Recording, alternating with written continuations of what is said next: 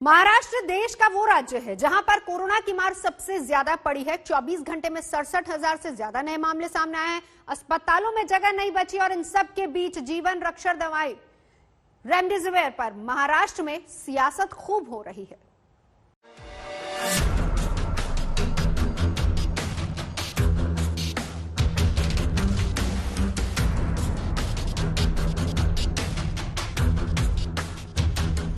महाराष्ट्र में कोरोना की ऐसी मार पड़ी है कि तड़प उठा है पूरा सूबा। सड़कों पर सायरन बजाती एम्बुलेंस दिलों में दहशत पैदा करती है। अस्पतालों में ना बेड बचे हैं, न दवाइयाँ, न ऑक्सीजन और न ही किसी तरह की कोई व्यवस्था। चारों ओर हाहाकार मचा है। आलम यह है कि सिर्फ 24 घंटे में 18 अप्रैल को महाराष्ट्र में 68,631 नए केस सामने आए। 24 घंटे के अंदर पूरे महाराष्ट्र में रिकॉर्ड 503 लोगों ने कोविड से दम तोड़ दिया। सबसे बुरी स्थिति पुणे, नागपुर और मुंबई की है। मुंबई में पिछले 24 घंटे में 8,479 नए केस सामने आए हैं, जबकि 24 घंटे के भीतर मुंबई में 53 लोगों ने दम तोड़ दिया।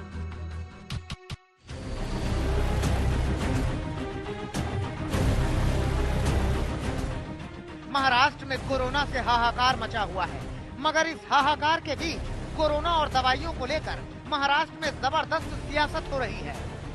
दरअसल आरोप ये लगा कि महाराष्ट्र में 60,000 रेमडेसिविर छिपा के रखी गई है।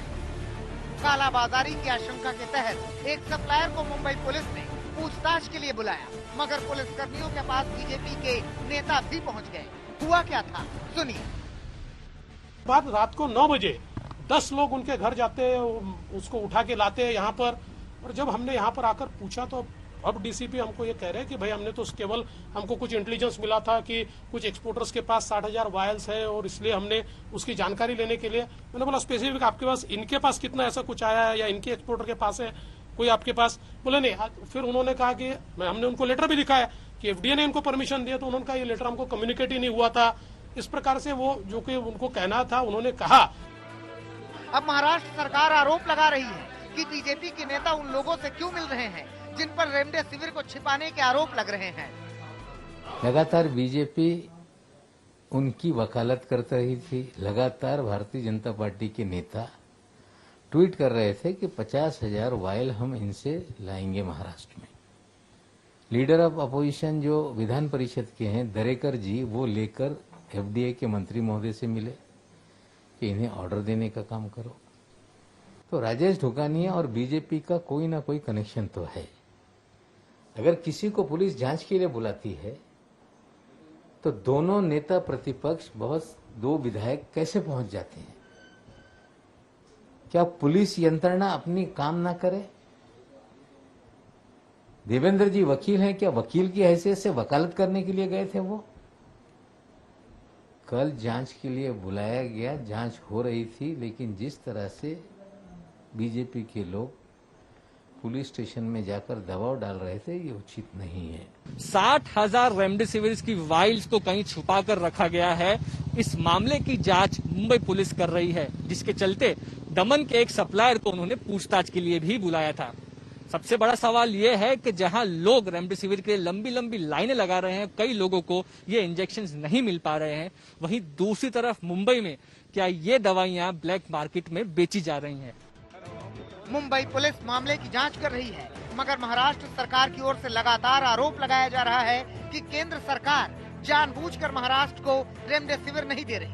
नवाब मलिक के आरोप पर फडणवीस का जवाब सुनिए। नवाब मलिक और कुछ मंत्री, इनको लोगों से कोई लेन देन नहीं है। लोग जीते हैं या मरते हैं, इनको केवल कोरी राजनीति करनी है। इनको नरेटिव सेट करना है। इनको लोगों से कोई लेन देन नहीं है, नरेटिव से लेन देन है। एक तरफ महाराष्ट्र में कोविड काल में भी जबरदस्त सियासत चल रही है, तो दूसरी ओर लोग अब भी जिम्मेदारी समझने के लिए तैयार नहीं है। दादर की तस्वीरें देखिए। हम इस वक्त हैं दादर में, जहां पर कि आप देख सकते हैं कि कई सारे लोग अभी भी छोटी छोटी अपनी दुकानें सड़क किनारे खोल के कपड़े बेच रहे हैं, बेल्ट बेच रहे हैं, जो कि नॉन एसेंशियल में आता है और इन्हें रोकने वाला कोई नहीं है। और आप देख लीजिए काफी भीड़ भी है वहां पर, हालांकि लोग मास्क पहने हैं लेकिन काफी भीड़ भी है इन दुकानों पर जो लोग सामान खरीद रहे हैं। और यही वजह है कि सरकार बार बार अथक प्रयास कर रही है। पुलिस की कई सारे बैरिकेड्स लगे हुए हैं सड़कों पर। जो लोग एसेंशियल गुड्स से जुड़े नहीं है, जिनको जरूरी नहीं है बाहर जाना, उन्हें रोका जा रहा है। लेकिन फिर भी कई सारे लोग इस तरह का काम कर रहे हैं जिसकी वजह से जो सरकार जो प्रयास कर रही है उसको वो विफल हो जाते हैं। हालात बिगड़ते जा रहे हैं क्योंकि कोरोना इस बार पहले से ज्यादा भयानक होकर लौटा है। अपनी सुरक्षा अपने हाथ ही है, लिहाजा बहुत ध्यान दीजिए। कोरोना के नियमों का पालन कीजिए ताकि बचे रहें आप, बची रहे जिंदगी। विद्या के साथ मुस्तफा शेख, मुंबई, आज तक।